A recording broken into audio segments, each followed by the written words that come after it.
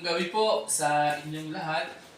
Ito po meron tayong na-receive na package. So panel gauge po ito ng Toyota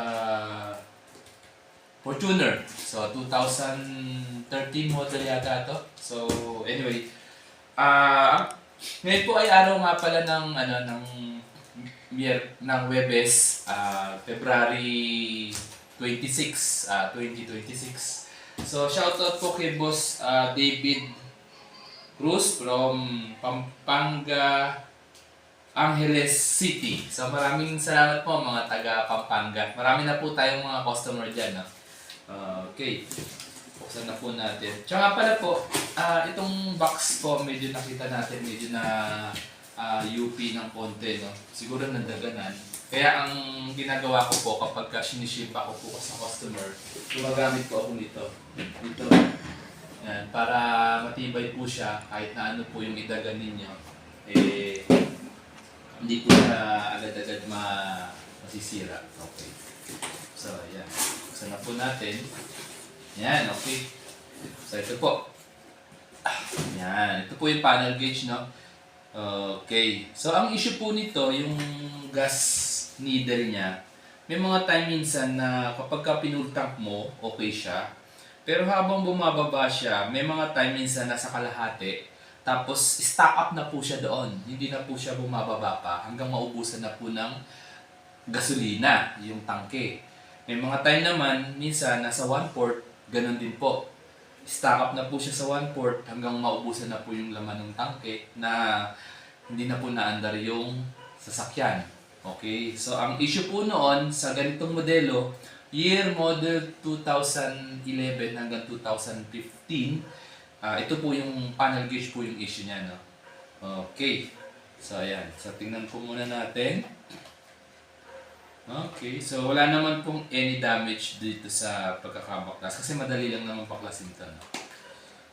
Okay, so ayan, tanggalin na po natin tong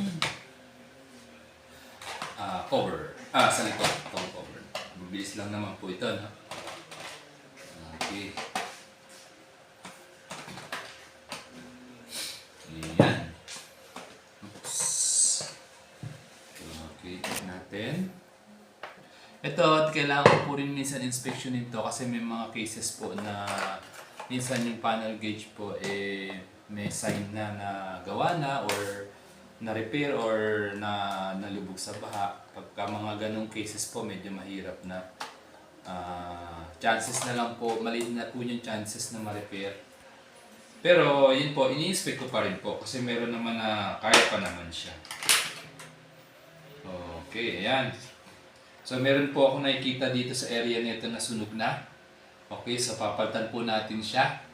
Okay, post ko mo po muna yung video. Then i-repair ko po muna siya, then after that, balikan ko po. Okay na po ito, mga kaibigan, na-repair na po natin. Ito po yung pinalitan natin na piyesa. So ang ginawa ko po nito, kasi po ito nasusunog. So ang ginawa ko po ito, tinaasan ko po ng value siya. Or tinaasan ko po ng tolerance para makompensate niya po yung init na dumadaan po dito sa piyesa nito. Okay. So yan, okay na po. So, ilalagay na po natin. Mas maganda po sana mga kaibigan kung may mga ganitong cases kayo. Mas maganda kung makuhanan nyo rin po muna ng reading. O mapicturean nyo muna before nyo pa ship yung page. Kung hindi nyo naman gagamitin yung sasakyan. Pero kung gagamitin nyo naman po, okay lang din naman po. O reference lang naman po yun. Okay. Yan. So ito po, mga kaibigan, i-ship na po natin to by tomorrow. Since nga, actually mabilis lang naman to, isang araw ko lang po na receive to from Pampanga. So, then saglit lang din po ng gawaan nito. Then by tomorrow po, i-ship na rin po natin sa customer. Then, huwag niyo pong kalimutan na linisin po ito, no? Kasi may mga spot na mga puti. Pakintabi niyo po mabuti. Kasi para hindi sayang yung baklas ko sakasakali magbabaklas kayo. Yan. Para magmukhang bago po siya. No? Okay. Okay. So yung mga pyesa naman po kasama po natin isi-ship sa ating mga customer. Okay. So ayan. Pintab na. Bagong-bago na ulit. So yan. Again mga kaibigan, pag may mga ganitong cases po kayo, sa ganitong modelo lang ho, no, ho, sa 2011 hanggang 2015, huwag niyo po munang papalitan ng gas floater. Pa-check niyo po muna yung check up po muna natin yung panel gauge. Okay, okay. Yan. So, yan. Okay na. Ganda na, bagong-bago na. So, Sir David, maraming salamat po sa inyong tiwala, mga taga Angeles, Pampanga, sa mga customer natin dyan, maraming salamat po. So, mga kaibigan, yung details po ng aking paggawa, kung saan po ako nag-service, ang location po, at kung ano po yung cellphone number ko. Check nyo po doon sa details ng bawat vlog ko po. Nandun po lahat.